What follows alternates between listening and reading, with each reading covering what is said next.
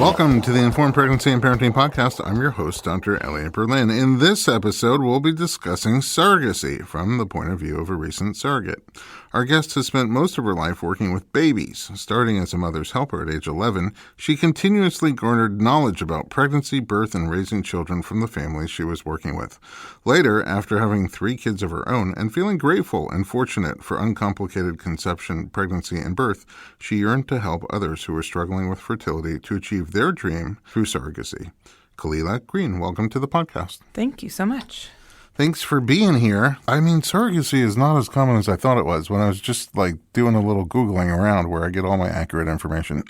Of course. I saw that there's somewhere around 5,000 surrogate babies a year in the United States, and there are 4 million births of the year in the United States. It's a tiny percentage. It really is. I don't know what the exact numbers are, so I'm going to take your word for it. Okay. But it is something where even as I said to people, people would say, "Oh, you're pregnant. It's so good to see that you're having another baby," or whatever it might be. I would say, "Oh, it's not mine." It was my favorite phrase. And they would say, "What do you mean it's not yours?" And I would tell them that I was a surrogate.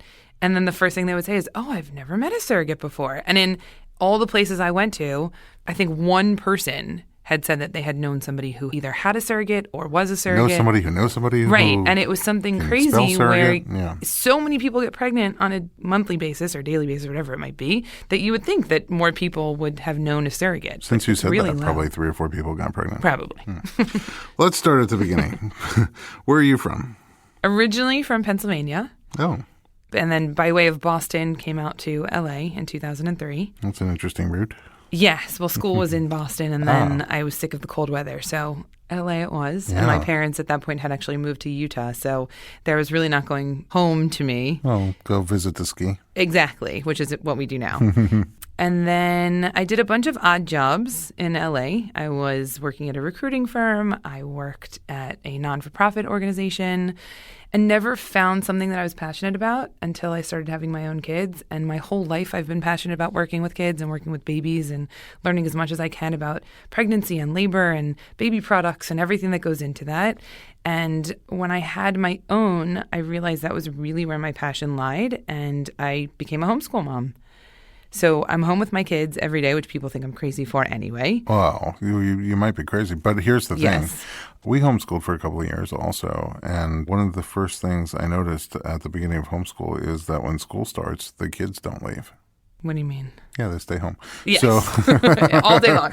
No, they actually, there's a lot of things that we do that are outside the house. I think homeschooling is a whole other topic we could go off on. For sure we could. But hours. But it definitely takes the kind of person or people that really like being around their kids. Yes. It's not easy, even if you love it, but it's really cool. It has some very cool benefits to it. But it's very true. And I know my kids very, very well because of it. And they know each other really well, right. And they don't come home and have to compete hard for your attention because they only get 2 hours of it a day. There's a lot of benefits to it, and there's a lot of challenges with it. I think some people do it better than other people. With one of my kids, I was hoping to transfer her to a different homeschool. But anyway, the point is you love being around kids. I do. It started early, as a mother's helper. It's one thing to have a job and help somebody, either because you're doing a kindness or getting paid for it, but to really enjoy it at that age is kind of a sign of your maternal insides. It was. My mom, when I was little, always used to say that she didn't have baby genes. I'm an only child. She was good with one kid, and that was it. And for me, I wanted brothers and sisters. I wanted babies. And she worked with people. My mom owned a travel agency, so she had people around her that were having babies for a long time. And every time a baby would be born, or every time we found out someone was pregnant, the first thing I said was, "Can I go be with them? Can I go stay with them? I want to see what's going on." So it was very much something that I was passionate about from a very young age. Yeah, also, I just wonder with only kids if that gets in your head, this craving to be around other kids. Maybe. I don't know. I don't know. My best friend was an only child, and she's the exact opposite of me. Oh, really? So, yeah. She hates kids? Not that she hates them, but she only has one, and I think she's also good with an only child. Oh, in that way. I see what you're saying. Yeah. Yeah, so for you, when you were ready to have kids, it seems like it wasn't difficult for you. Thank God. It really was not difficult in any way. When I remember working for the non-for-profit, there was somebody that I worked with who knew how passionate I was about kids and said, only wish for you that it's easy for you to get pregnant, because I know it's going to be a disappointment if you have to go through something as horrible as infertility. It's challenging. And literally, my daughter was born almost exactly 9 months to the day. Oh, after that conversation? When my husband and I got married. Oh, I see. Our anniversary is August 29th, and her birthday is May 28th. So it's literally 9 months almost to the day. Wow. Okay. So just a few minutes. Yeah, seriously. And then how was your pregnancy? Thank God. My pregnancies are so easy. I know that I sound like you're lying. Yes. People look at me and they think, but you get bigger and you gain a lot of weight and your ankles get swollen and your face gets puffy and you have all the normal pregnancy symptoms. And a lot of them, yes, I get. And a lot of them I don't get. My face doesn't get puffy. My ankles don't really get swollen. I don't get a lot of morning sickness. I don't really get the aches and pains that most people get of being pregnant. That's incredible. I got all of those things with all of our pregnancies. I'm sure. It's rough on everybody. It's not easy for me. Yeah, I think that, this is what I do for a living. I see pregnant people all day long, probably a dozen sessions a day of prenatal care. And I see some people who get every single one of those symptoms and it doesn't bother them at all, either because they just love being pregnant and love that little child inside them. Mm-hmm. And all those nuisances is what they would call them. All those nuisances are just worthwhile. So they can, in their mind, choose to focus on the part that they love or the part that they don't love, and they focus on the part they love. But it's much, much more challenging for some people, either because of certain things, like morning sickness is such a vague term. It can affect people in such different ways. Sometimes it's just a little nausea and vomiting. Sometimes it's a lot of nausea or a lot of vomiting. Sometimes just a few weeks. Sometimes it's the whole pregnancy. And sometimes it turns into something much worse, like hyperemesis gravidarum, which is a totally different thing. And it's really, really torturous, so it's not to say, oh, you have nausea and vomiting and you can just look the other way. It affects people in different ways. The weight gain affects people in different ways. Even just thinking somebody who's 100 pounds and gains, let's say, 35 pounds, that's a lot. That's a 35% increase for them versus someone who's 200 pounds and gains 35 pounds. It's a different strain on their muscles and bones and joints and things like that. So there's so many factors that go into how you experience a pregnancy. But for you, it just seems like you really love being pregnant. I do. Making I really babies. do. I call it my superpower. Yeah, it really is. And I think that nobody should feel bad about themselves for not liking elements of pregnancy and hating elements of pregnancy, frankly. But it's just experienced by different people in different ways. So you're definitely one of those people that, I would even say the same thing. I'm going to get hate mail for this, but I would say the same thing about hiking. Okay. Some people love hiking, even though it's hard and you're out of breath and your ankles hurt and your feet hurt. They love it anyway, and they want to go back and do it again and again. And I don't even like driving to the hike. I suffer. Every footstep is horrible for me. And it's like marathon running also, where if you've got a marathon runner, they tell you every single time they would do it over and over and over again. Even though. And I look at them and I'm like, you're running over 23 miles. You're crazy. Yeah. I literally don't have the stamina to drive that far. So, but they will tell you, like, it's very challenging, and it's hard, and it's a mind game, and it's a physical game, but they love it. So pregnancy, that's you for pregnancy. True. You sign up for a new pregnancy every other week if you could. Maybe. I would. The second the baby was born, I had said, I want to do it again. Is everybody ready? And for your births of your babies, did you also enjoy that process? For the most part, I enjoyed the births and the labor. The labor is obviously the more difficult part because birth is really just the baby coming out. A moment. Whereas the labor in and of itself, I would say, of course, it's hard. It wouldn't be called labor if it wasn't hard. But it's so worthwhile. And that your body's doing something incredible and natural and something that people have done for thousands of years. We all wouldn't be here if we all didn't have somebody who gave birth. So I feel like it's just part of that link of connecting to past generations. And for you, were your births so some people give birth and then they want to have another baby and they're like, ugh, that birth, but they kind of put it into the back of their mind. They get pregnant again, but as it gets close, it's like, ugh, I got to do that birth thing again. No, my births were definitely like, oh, I could do that again. Yeah. Looking forward, I'm excited for another one? Yes. Okay, yeah. Yes, cool. Definitely. And even after my third, my husband said, you might not want to tell this to a lot of people because it sounds crazy, but I'm going to say it anyway. When he came out, I had ended up getting an epidural with him, and I said to him, I want to do that again because I really want to try it unmedicated, but you can't just push him right back in. No, that's not. So I've never seen that happen. Yeah. Only if you sort of videotape it, then you could rewind it, but it's not the same. No, it's not the same. Yeah, okay. All right. So after you had your three, When does the concept and how does the concept of surrogacy, again, it's so rare, it's not that common. How do you fall into that? So I had always thought about it. I went to a very liberal arts school for college, and I had a lot of friends who came out of the closet.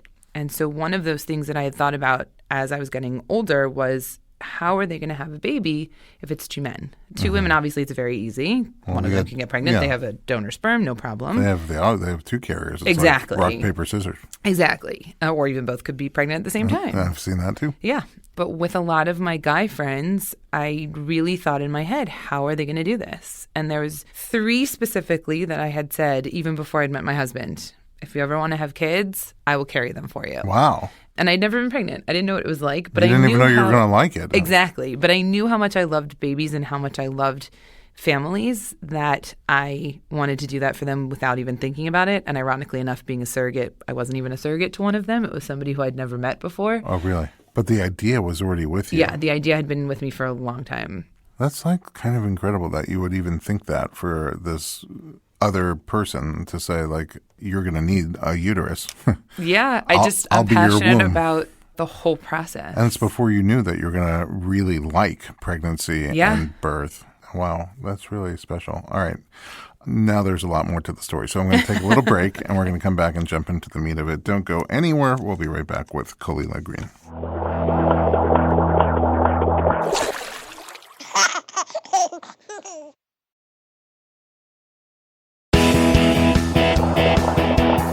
Welcome back to the Informed Pregnancy Podcast. We are talking about surrogacy with a recent surrogate, Kelila Green. Welcome back to the podcast. Thank you so much. So you make this decision that you want to help other people achieve parenthood. And how do you find who you're going to work with?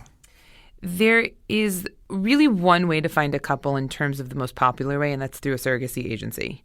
There are times where I've heard that people can be recommended and say, oh, this person or this couple is looking for a surrogate. Do you happen to know anybody? But it's very rare that that happens. It's usually that the person who is wanting to be a surrogate will go to the agency, and the person or people who want to have a baby with a surrogate will go to the agency, and then they'll start to match people? Right. Okay.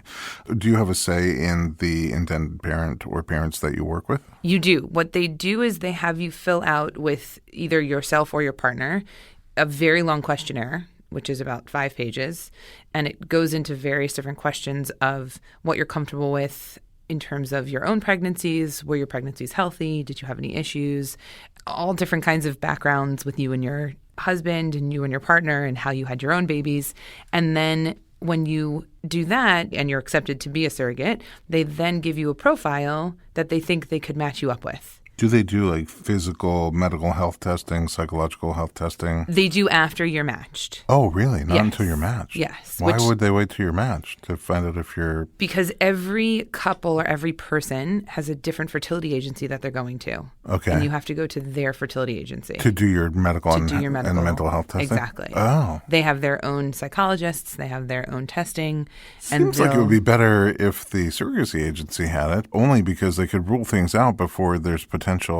So I think that they do look for the fact, part of what we answered was a little bit more of a medical background from my perspective and my history, making sure that I had healthy pregnancies, making sure that I went full term, I didn't have preeclampsia, things like that are general health of you and the babies, no miscarriages, no abortions, things like that. Mm-hmm. And then once they know that there's a general baseline that they can work from, then they say, okay, we know you're healthy, we know we want to accept you to be a surrogate, now let's match you with the right person or right couple, and we can then work with their fertility agency on all the things that are required. Also because sometimes insurance doesn't work with one fertility group versus another. For example, my insurance only kicked in after my first trimester versus other fertility groups might have been earlier, but this was who the couple that I ended up working with, who they were working with. Okay, so you met your couple. I mean, you made a match with your couple. Do you generally meet early on, or you do? You meet very early on. Okay. When you both say that you want to meet the other person, it's almost like a dating profile where you get their information and they get your information, and you can see sort of what their goals are for their family and what they want out of or having a surrogate, and you have the same thing for them, and you say, okay, we want to meet. If they're not in the same state or even in the same country, which is very often the case, you then Skype with the agency involved. So it's not just them saying, okay, good luck. They then have you meet by Skype with all 4 little boxes on the computer, and you talk to the intended parent or parents, and you talk with the mediator. And after that conversation, you can then say for sure, yes, we connected with this person, or no, we didn't connect with this person, and you move forward. Wow, it's like speed dating. It is. It very much is like dating somebody. So you ended up working with a couple. I did. Was it a gay couple? It's not. It was a man and a woman. Your original thought was, I'm going to help out a gay couple. But it also, people use surrogacy because sometimes for various different reasons, they either are unable, don't want to, medically can't carry the baby, but they can oftentimes use their own sperm and egg to make the baby. Right. And then was your couple local? They were not. So they are in the United States, but they're not in California. Yeah, so that happens a lot. I guess also because there's not so many surrogates that you end up working with people that are not too close to you. It's true. And also there are other states that have different laws about surrogacy. It's becoming more popular, but only in the last few years, where there was really only 2 states that had very strict surrogacy laws on the books. Or even clear. Surrogacy laws, exactly. And now it's becoming a little bit more popular that more states have accepted the idea of surrogacy, and it's not just paying a woman for the use of her body. Right. And so it's legal in more states. Yeah. I remember 15, 16 years ago, very close friends of ours needed to use a surrogate, and it was a hellish process. I'm sure. Trying to find one, and they eventually did, and it went well. But there were so many devastating moments along the way. Of getting close, and also the legalities in that particular state. There just were no clear laws on the books. Right. And now, fortunately, lawyers are getting much more experienced in this, and a lot of times a family law lawyer will be experienced enough that they can either refer you to a specific surrogacy lawyer or family adoption lawyer. They're all sort of the same idea. They're in the same genre. Exactly. Yeah. So you guys decided to hit the button and accept each other. You were going to be their surrogate. They were going to be your intended parents. Yes. So that sounds weird, but I think we all know what I mean. And what's the next step after that? The next step is hopefully meeting face-to-face. Obviously, that's a little bit more challenging if the couple is out of the country. Sure. But or even out of state, sometimes hard. Out of state, ironically, it's not as hard because I feel like people who get into knowing that they want to have a surrogate have a lot of money put away. And they're willing to... They might not be rich, but they have some money put away because they know that this is what they're investing in. Right. And so they know that they want to meet the person who's then going to carry their child. Right. So if it's not face-to-face, a lot of times it's just a lot of phone talking and a lot of Skyping or FaceTiming, things of the sort.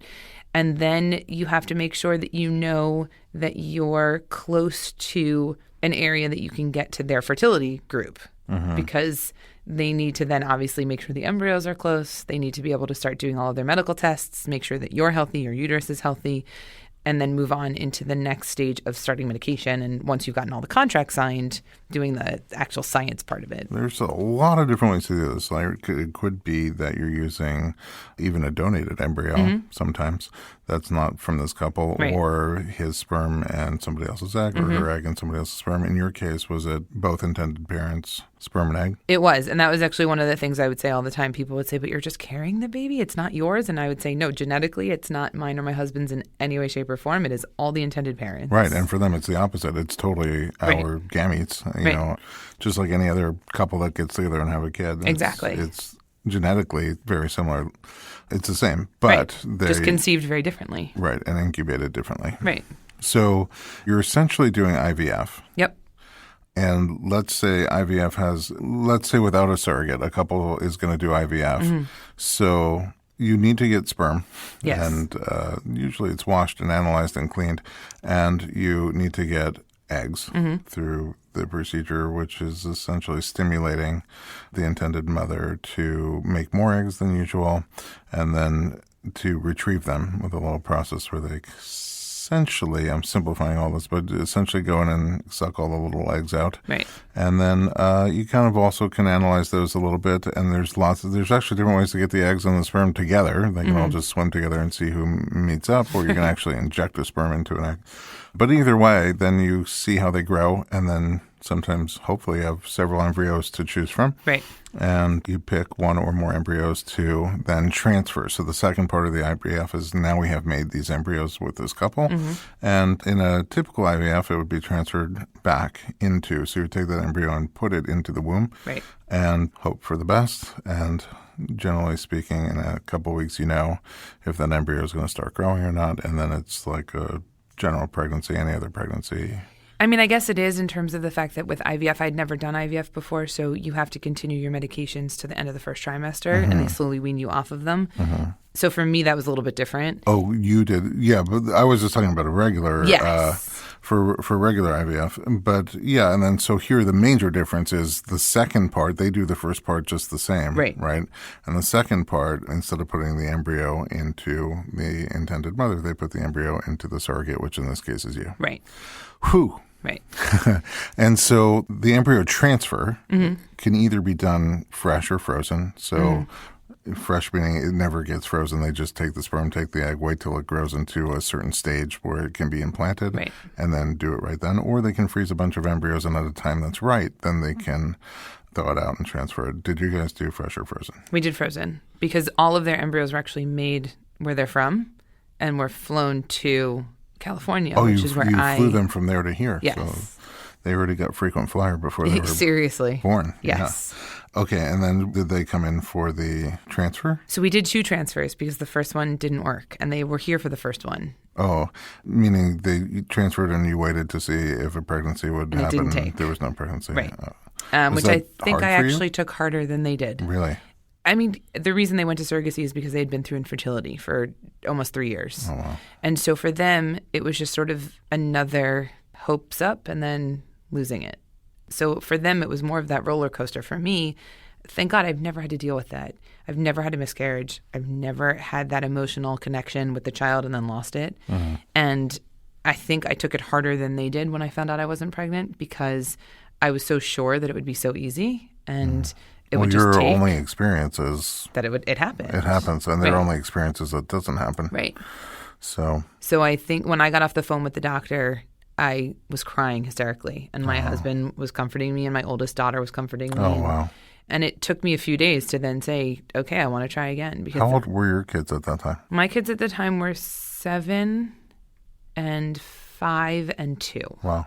And did you already explain to them ahead of time what was going on? I had very long conversations with my 7-year-old who seemed to understand what was going on. She's very mature. I mean, she's a girl and she's the first one. So obviously that And comes with the homeschooled. territory and homeschooled. And so she definitely understood the idea that because I could grow babies very well and because I had 3 healthy pregnancies that I was doing this for somebody else. But one of the questions that she had asked a few different times, a few months apart, were, if there's more than one baby, do we get to keep one? And I kept having to say no. If we have more than one, none of them are ours. Doesn't matter if there's 5. Oh my Right. gosh. Wow. Or if there's 1, they're not ours. Were you guys just putting in one embryo? They did 2. You did 2 both times? Yes. Okay. So also, if you're not familiar with assisted reproductive technology, oftentimes you have to make a choice if do you want to put in 1 embryo or 2. There's always a decent chance that an embryo is not going to take. So you make a choice. Do you want to just put in 1, or do you want to increase your odds that there'll be a pregnancy by putting in more than 1? Right. And there's a lot of factors that go into that decision. So you put in 2 and it didn't take, and then you did 2 more. We did 2 more, but the parents weren't here that time. Okay. The mom made it very clear that it was emotionally too difficult for her. Oh, wow. And that she wanted to be at home. Removed. And if it worked, then I would let her know. Okay. And so fortunately, 2 weeks later, when I went for the blood test and we got the positive results, we all sort of celebrated on the phone. But you also kind of knew there was a chance for multiples. I did, and I was okay with that. That's the other part of it where I've always loved twins, and I've always thought that I'm going to have twins. So when I had actually... Maybe this will be it. Yeah, exactly. When I told my parents that I wanted to be a surrogate, my mom said, I am going to laugh so hard if you have twins for someone else. Yeah. We have an episode of the podcast with my colleague, another chiropractor in the office, who they did IVF and they had to make a choice. Did they want to put in 1 embryo or 2? And they said, you know what, we'd rather just put in 1 and take the chance that it won't take rather than risking multiples. And so they just put in 1 and it split and they had twins. That's so funny. Yeah. So there you go. Good thing they didn't want it too. They could have had quads. Yeah. So, wow, it's already time to take another break. I do want to ask one question before we get there. This is the beginning of, because that decision, do you put in one or two, affects both of you. It affects them because it increases or decreases their odds of a pregnancy at all. But it affects you because it increases and decreases the odds of multiples, which I guess really affects all of you. So is that a decision that you make together? It was a decision that we made together where as long as I was comfortable with it, then they were going to put 2 embryos in. And so I think the decision really fell on myself and my husband to say, yes, we know the risks. We know the bed rest idea later on. We know that there are different health risks that come with a multiple pregnancy. And we were all willing to take that. So it is something that you become very close with your intended parents because of all these decisions that need to be made along the way. Yeah, and that's sort of my opening question, because I'm just thinking all throughout pregnancy how many decisions we had to make, and through labor and delivery how many decisions we had to make that kind of affect both the mother and the baby. So I'm sure that'll be a theme that comes up in segment 3 when we talk all about your pregnancy, birth, and postpartum. Don't go anywhere. We'll be right back.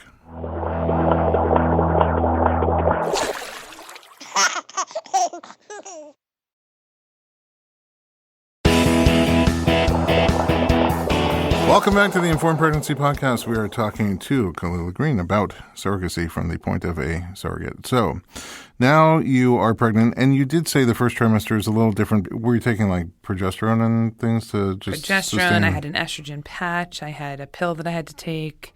My husband would help me out with the progesterone shots because those you have to do.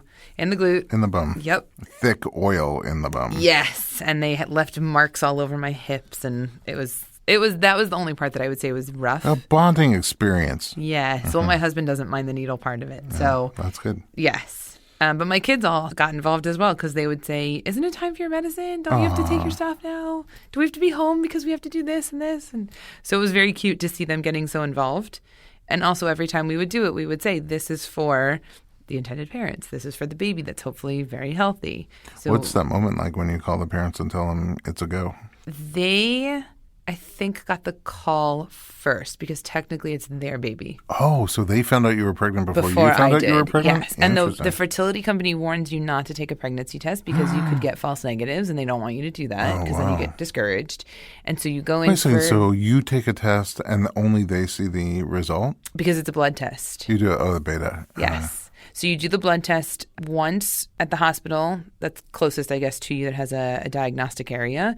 And then once they get the confirmed pregnancy, then you go back 2 days later to make sure that the numbers have doubled. And then you go back 2 days later to make sure that the numbers doubled again. Yeah. And then you go into the doctor to say, okay, now let's check the embryo and see what's going on. Oh, wow. So they got the call first, and then she called me. Okay. So it was a very weird experience to have somebody else be like, we're pregnant, but it's not yours. Right. And it was fun. It was really, from that moment on, I think we were bonded just to know that I had their baby and that I was going to take care of it. And when you go for routine doctor visits, would they come in for those or just? They didn't. I actually didn't see them from the time of the first transfer until 2 weeks before I gave birth. Oh, wow. So the whole pregnancy really was just like a routine pregnancy. It was a fairly normal pregnancy. The only difference was that I would FaceTime them a lot when I would be either at the big ultrasounds. Oh, the structural exactly. Or something like that. And I would text them. Everybody would say, well, what do you do when you leave the doctor's office? Didn't your husband want to know what was going on? Or don't you text your parents? And no, they're not the first people I call. The first people I call are the intended parents. And I give them the whole report. And every time I would leave the doctor's office, I would then call the mom and say, this is everything that happened. Everything's healthy. This is what's going on. Or I'd take a picture of the ultrasound and text it to her. And then I would call my husband and say, by the way, everything's fine. And that was it. Just coincidentally. Right. I remember the first time a surrogate couple came into the office, and nowhere did they tell me verbally or in the paperwork that this was a surrogate intended parent relationship. 2 women came in. I've had many 2 women couples having babies. I started to talk to them, and I feel like what happened was the baby was breech, and they were wanting to have a vaginal birth. And so we started to talk about the different things that we do to try to open up space and whatnot, but it was weird how the questions were going, and I didn't get it right away. When I would ask a question, I would give kind of a risk factor as part of the informed consent. This is one of the risks that could happen, maybe bruising or swelling or discomfort.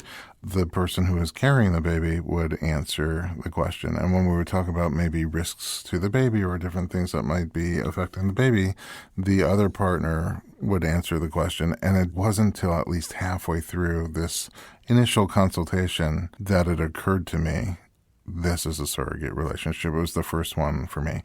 But what actually I'm trying to take out of that is that there are decisions that have to be made all the way through that affect sometimes the baby, sometimes the surrogate, in your case, or sometimes both. So are all those decisions made together? Is there from the beginning like an agreement on who has say over these decisions? There is. I mean, the contract in and of itself is over 30 pages long. Wow. And so it goes into all the little minutia details of what happens, even from the perspective of, God forbid, you need to have an abortion, or you need to have a fallopian tube removed, or you need to have an ovary removed, or even to go so far as to say that the baby isn't healthy and now you're losing your uterus, God forbid. Every little tiny detail is in the contract.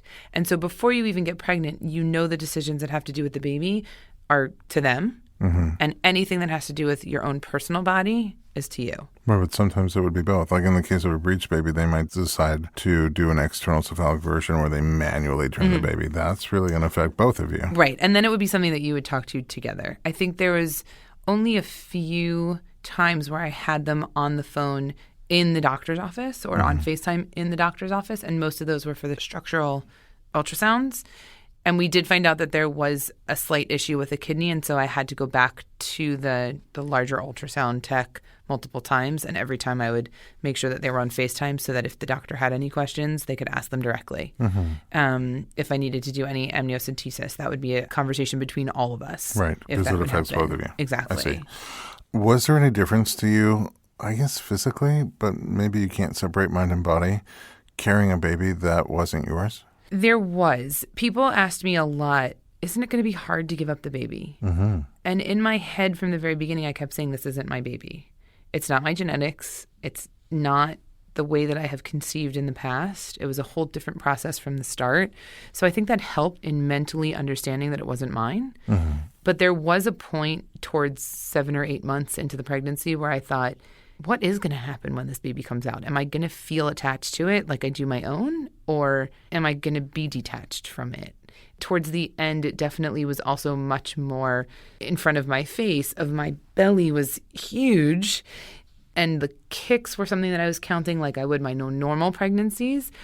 But I wasn't feeling the same attachment, and I kind of felt that towards the end, that I was like, okay, I'm ready to give this baby to its parents. I'm ready to say, when I'm done with the pregnancy, I'm not going to have to wake up at 2 o'clock in the morning and 4 o'clock in the morning and worry about nursing all the time and worrying about diapers and worrying about, oh my gosh, what are we going to do in terms of college and all that kind of stuff. So it was a little bit easier to then separate again as the pregnancy really progressed and I was very close to labor, that this was not mine. Did they come in for your birth? They did. They were here about 2 weeks before I went into labor to make sure that they weren't going to miss it. And they were here for 2 weeks after to have us all be able to be together. So they were both in the delivery room with you? They were both in labor and delivery until a certain point, and then the dad stepped out, and then the mom was there. And again, it was one of those decisions that we had said at the very beginning, I want you to be in the room, but I need you to stay north of the body.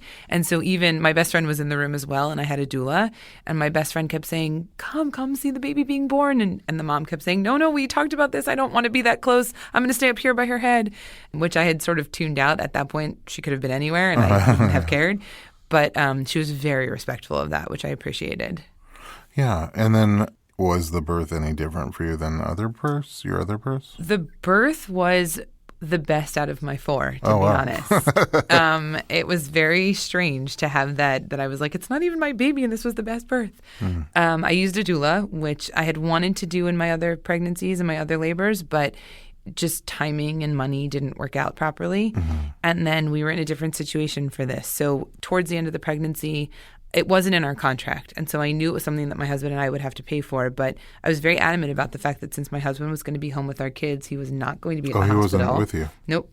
That I needed a doula. I knew my best friend was going to be good support, but she's not trained in this. She's a lawyer. She has no idea how to help with birth and labor.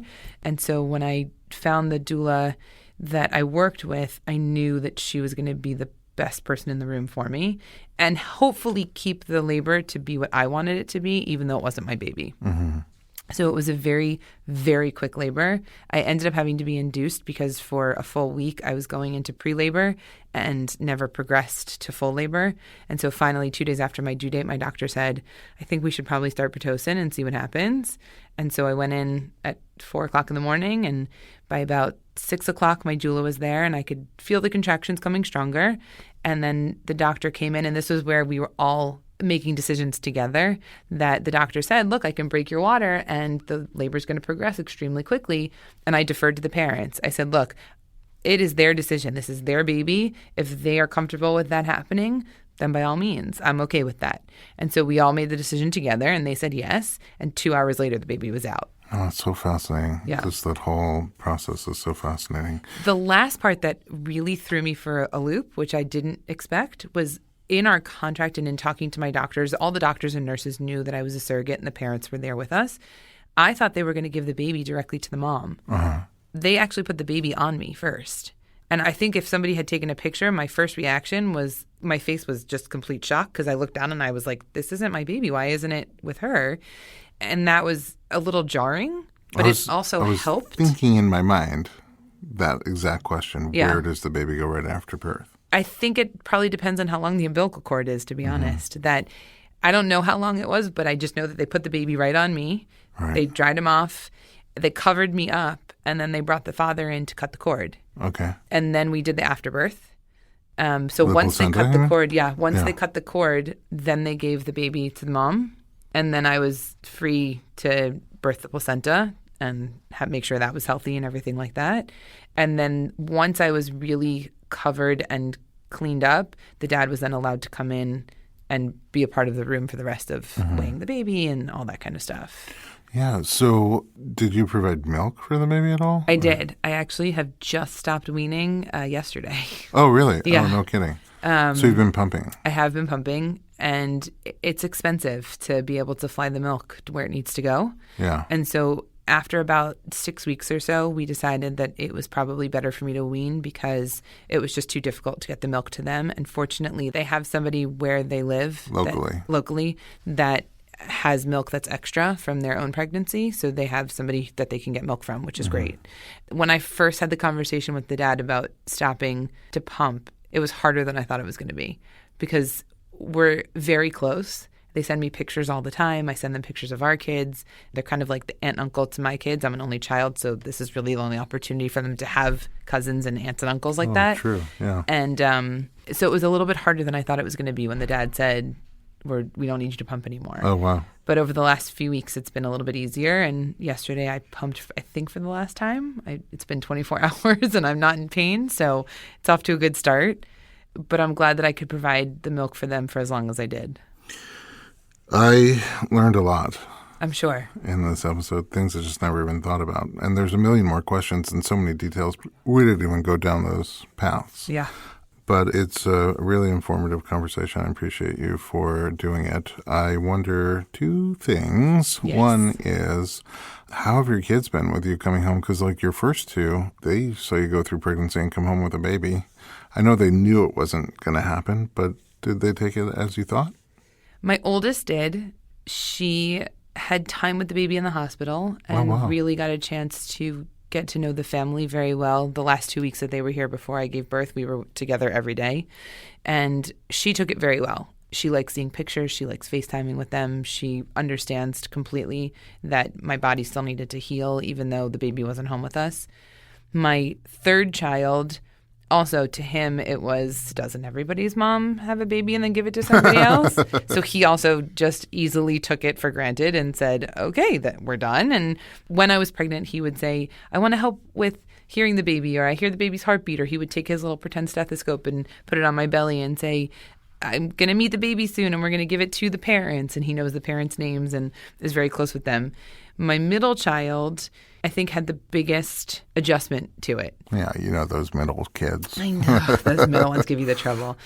When I first came home, he started acting out a little bit like I would have expected him to if I had just had a baby and come home with a baby. And I couldn't quite put my finger on what the deal was because I felt like I was almost back to normal. I heal very quickly, thankfully. But at the same time, I knew I needed to give my body more time, that I couldn't run around with them right away. I couldn't do all the things like jumping on the trampoline that I did before I got pregnant. But he was acting like a middle child who had just had a sibling, even though the sibling wasn't there. Mm-hmm. And it wasn't until we actually went to the house that they stayed in for Airbnb, just with him, that he got a chance to be with the baby and be with the parents, that it connected for him. And after that point, I could almost see it in his head that it turned a corner and he has been back to his normal self. Wow. Yeah, it's hard at that age. I think it's hard for a lot of adults. So it is. My last question would be, would you do it again? I would do it again in a heartbeat. I The thought you were gonna second say the baby that. came out, we all said, so when's the next one? Do they have more babies, embryos? They do, thankfully, cool. yes. So it could happen in the not too distant future. It could. Very cool. Yeah. And then you have such a wealth of information and experience that a lot of people don't have. You're going to put this down into a book. I am. What's the time frame on your book?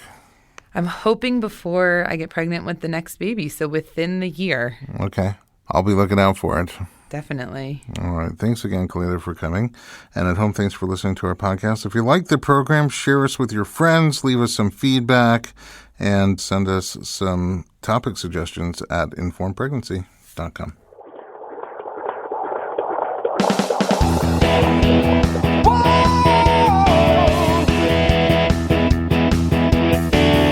Doctor, give me the news. I got a whole lot of questions for you. This kid's gonna test my will. I got a lot to learn, and my baby's due.